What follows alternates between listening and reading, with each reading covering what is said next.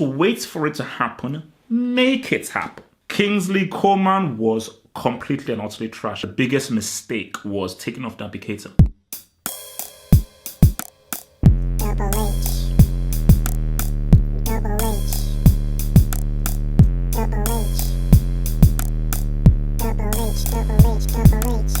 No excuses.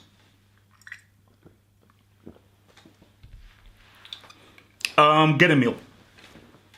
This is my only advice for you. Get a meal, because I'm going to be going in.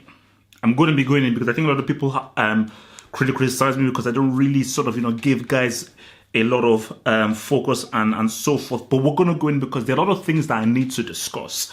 I've changed. So as you well know, there's a higher quality in this post-match analysis happening right now, because we're now going to 50 FPS, 50 frames per second for you laymen out there. So we're going over a higher level, high quality, because I need you to see what I'm about to say in full-on HD, full-on H high def. Because before it was like low D. This is HD because, guys, this is 2019. So no excuses. I started off by saying that because I'm not going through a halfway house. I'm not making excuses. I'm not copying any place. We're coming in here fully real. But it gets complicated. I'm still in the no excuses state of mind, but it does get complicated. So let's just look at this match as a whole. I've got to start off by saying I was impressed by Bayern Munich's overall performance. And I think Niko Kovac needs to be given some credit. We need to start there. I predicted 3-1. I've been watching a lot of Bayern's games, and Bayern, home and away, they have struggled. They have struggled, and especially, which is why I thought Liverpool would win. They have struggled against teams who play quick and are very, very fast. And Liverpool, who play quick and fast and just have better players than Augsburg. I thought, look, if Bayern are going to continue to touch Augsburg and other teams, they're going to struggle against the Liverpool.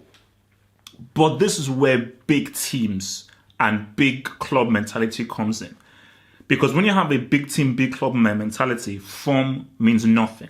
And big teams, big clubs, they show up in the Champions League. They show up when the lights shine brightest. Okay, you can ask Real Madrid. They show up when the lights shine brightest. So I think for Bayern Munich and Niko Kovac, what they did so well is slow the game down. When we have the ball, that was just the mandate. Right from the back, keep hold of the ball. Keep hold of the ball and change the whole dynamic and the texture and the temperature of the game. Because if we would do that, that's not what Liverpool like. If we now play Liverpool's game, we'll get beat. So the character and the personality of the game was Bayern's personality. Niko Kovac, I think through Thiago Martinez and so forth, they dictated how the game was going to go. Simple passes, short passes, first time, keeping hold of the ball, not allowing Liverpool to really get any kind of touch of the ball. So whenever Liverpool had the touch of the ball, because they don't hand the ball for such long periods of time, it would take them a lot longer to get into a kind of rhythm. So I thought for that, it was very impressive what Bayern did there. With regards to Liverpool, did they do anything wrong? I mean, before I get to individual players, did Liverpool as a whole do anything wrong? Did Klopp do anything wrong? For me, I have to find a critique because you're one of the best teams at home. You've got one of the best records at Anfield. You're known for scoring a lot of goals at Anfield. And to draw a blank at Anfield against a team who is struggling, I've got to find a critique there. So I think the biggest critique, Liverpool as a whole, Klopp's approach, I really felt that the biggest mistake was taking off Naby Keita. Because the thing with Naby Keita is this, it's not always going to look pretty. He's not always going to make the right pass and everything. He is an attack-minded player. He's very forward-thinking and very attack-minded. And I think I didn't understand the change of bringing Milner on. I think Klopp should have said, look, man, we need the goal. We need the goal, and we have to push forward to try and get this goal. Because we're playing at home. This is Anfield, and we need to take something to Munich. Because again, obviously, I'll deal with the where we all stand with what the result is and how it's an advantage for both sides. But I just thought that, it didn't make sense taking off Naby Keita. Because the thing with Naby Keita is that, every time I see him play, this guy, he's a quality player. He's a quality player, and I even saw his body language when he came off. He's frustrated, and I'm sure he does feel frustrated because it's like, damn it, I know I can do better, and I know that it wasn't really, it wasn't the perfect kind of game. I did give the ball away a few times, but you see, for me as a manager and as a coach, and the way I view football, I appreciate the mindset and the psychology. I appreciate the mindset and the psychology. And I just felt that for Naby Keita, he would have gotten it right at a critical time that would have led to Liverpool scoring. So that's the whole point. Because again, this whole thing of football and being attacked and making things happen, you've got to go through all of those mistakes, those misplaced passes, because those misplaced passes is all done in the process of trying to play that really risky pass. So when you're playing high risk and you're trying to creatively try and get a goal, you will lose the ball. You will make mistakes. But give me 5, 6, 7, 8 mistakes that lead to a goal and I'm good. I will be happily take those 7, 8 mistakes if it eventually leads to me getting that flipping goal, which is what Liverpool needed. So let's just look at guys individuals. So let's just look at Liverpool right now. For Liverpool's points of view, again, I thought the midfield was fine. The midfield was fine. I thought that they used the ball well. They understood what Bayern were trying to do, and they said, okay, fine, you're going to have the possession of the ball.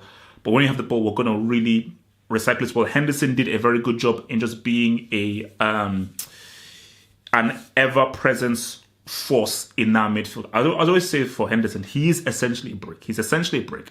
But he showed his usefulness tonight. Even if he's a break, he showed his usefulness tonight defensively, keeping the ball, making smart plays. That's what he did really well. He made very smart footballing plays. Fabinho was really good. For me, it's a debate between him and Hummels as to who I'll give the award for that dude of the game. But I thought for Fabinho, he was quality. He made some really good tackles. A key tackle that he made was on Lewandowski. Lewandowski received the ball to feet. And we all know how good Lewandowski is when he receives the ball to feet. I'll get to Lewandowski, chill, relax. But I thought for Fabinho was really good. The front three, Firmino was fine. Firmino was fine. He did make some very good plays, especially in the first half. He was fine. The thing with Mane is this, and it's similar to the whole Naby Keita thing. Yeah, there were a lot of good chances that he had, and he could have finished better.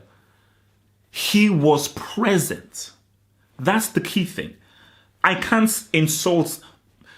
It's complicated. I can criticize Mane to the extent of like, bro, come on, man, you've got to put that chance away. When that chance came over the top, you were onside, you've got to put that chance away. It was difficult because he's got to take it really quickly, and things happen really fast when you're playing football. So it was all happened very quickly, but you've got to really put that. There are a few chances where you've got to put that away. This is a big game. You need to get that. You need to get that G.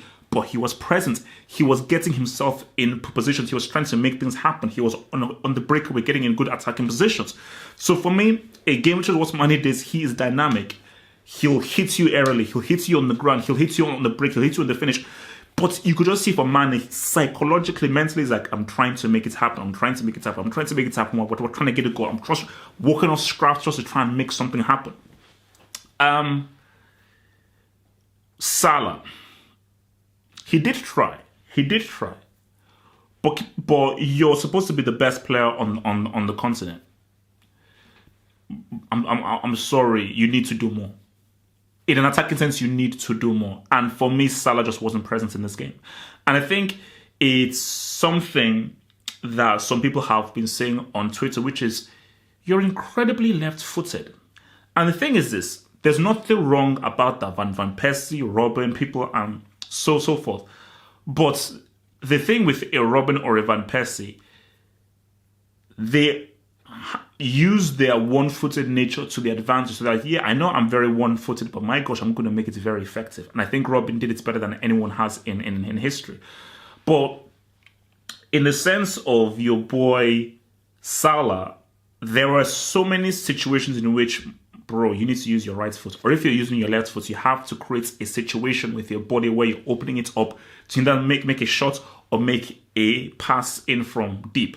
So many times on the left foot, Bayern had sussed him out, and they were able to very intelligently say, all right, let us restrict him and put him in a cul-de-sac and in a very tight prism position because we know that he's not very dynamic with his his left foot, and he doesn't have a right foot. Bayern were able to very smartly defend him and put him in uncomfortable situations where he couldn't be effective or very dangerous. So he had an incredibly ineffective game. Where did he have a shot on goal? I mean, I think he had one semi kind of shot in the first half. Second half, I mean, I did have a shot on goal. So for me, for Salah, I'm sorry, man, bro. Nah, that didn't. With regards to where Bayern are concerned, Hummels had a masterclass. He was superb, absolutely superb. And I think, you know what, I think that this guy is putting a case of where he should not be moved up to tier 2. This was a great, superb defensive performance away from home. So absolute quality from him.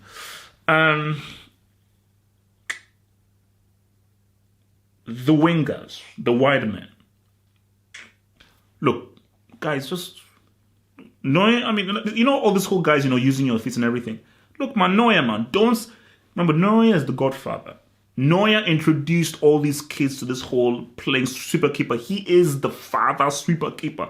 So Neuer would just say, look, man, bro, give me that ball, man. And the way he was just spreading balls around, passes here, long shots and everything, composure, calm, never losing the ball. Look, man, Neuer, don't sleep on that boy. The wide men. I'm going to start with Gnabry first. Gnabry was up and down, inconsistent. You know, there were times when he did things really well, got into good positions, good control, and there were other times where you've got to hit the ball early. Lewandowski is making it, you've got to hit the ball early. Either you hit the ball early to Lewandowski or just be aware of the positions that he's taking in and giving the ball to feet. I think for Gnabry, he was taking too much time with making the decision that he wanted to make. And there were very many good instances in which if he had looked up and known and been aware of the movements of the guys in attacking areas inside the 18-yard box, Bayern would have had a lot more opportunities. Just far too many times, bro, you just were not really making the right play.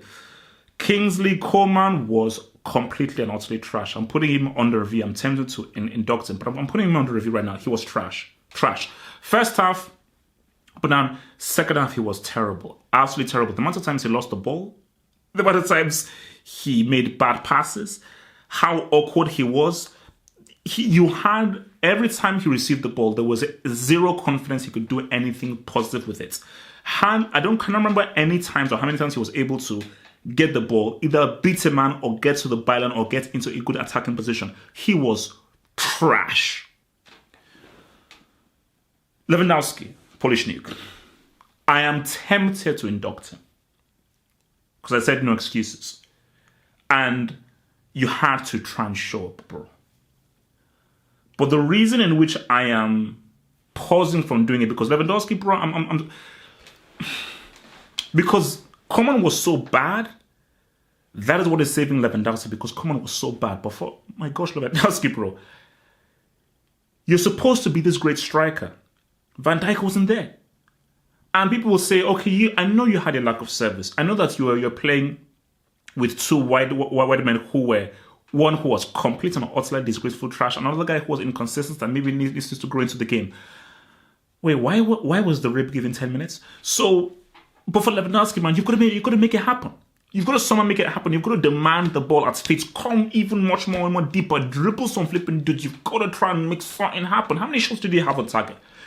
Get the ball, hold the ball up, hold the man up, turn, shoot that damn ball. Don't wait for it to happen. Make it happen. Simple as. So I just think, just going back to Liverpool, I just felt that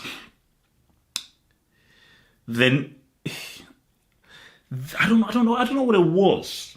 Was it a lack of sharpness, or because I just felt that how they would have gotten a goal or more goals or created much more opportunities, the ball had to be moved faster and quicker. There was a little interplay that they had where I think Firmino hit the ball over, where it was quick, it was fast, but there was movement. But not only movement, there were optional movements, i.e., when the guy had the ball, you had a guy moving here, a guy moving there. And when that is happening, it's very hard to defend. And you had guys running off the ball. So a guy will give you the ball, he's running past the guy. So boom, I give you the ball, first time, boom, breaking the line.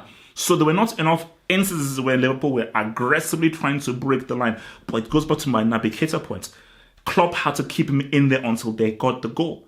Because Milner isn't going to be able to break and carry the ball the way that Navigator does. And again, yes, he may lose the ball. He may misplace passes. But there is a greater chance of you getting a goal with Navigator on the pitch than you have with Milner on the pitch. And Liverpool had to try and get that goal. But I just felt that it was a case of where I think for Klopp, there just needs to be a greater understanding between the front three and Navigator.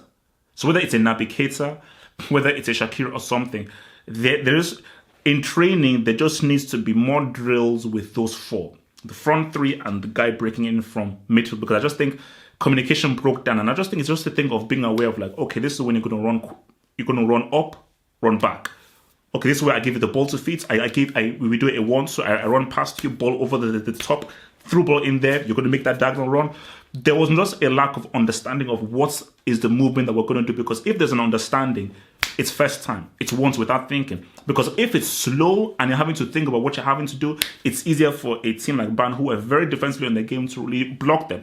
And Bayern were able to defensively sort them out because Liverpool, it just wasn't quick enough. It wasn't because you have to do one touch. One touch is how you open things up. So where do we stand right now? It's advantage for both teams.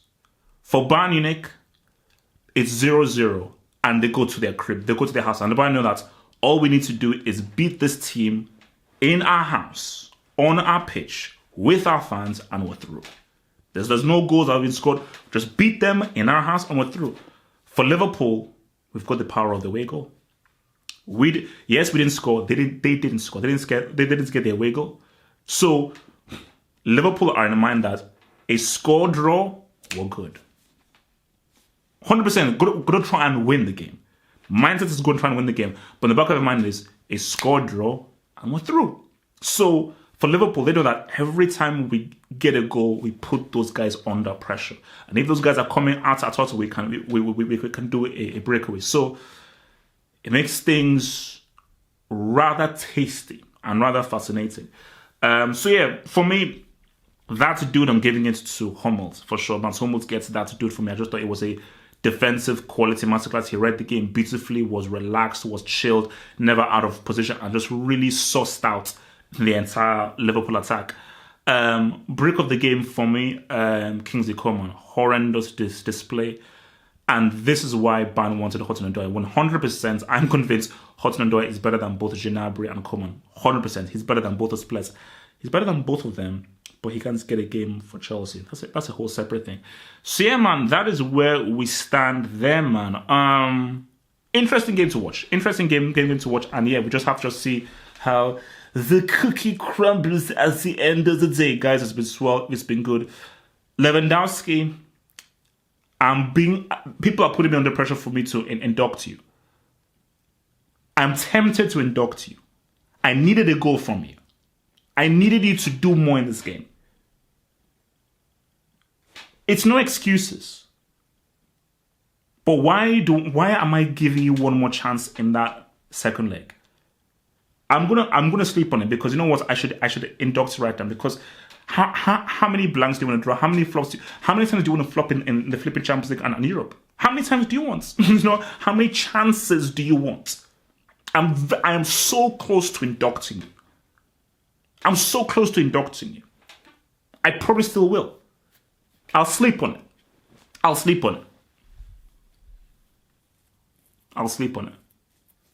Thanks for watching the video. Now think about becoming a Football Hot patron by pledging an amount each month and then gain access to exclusive content only on the Football Hot patron page. Peace.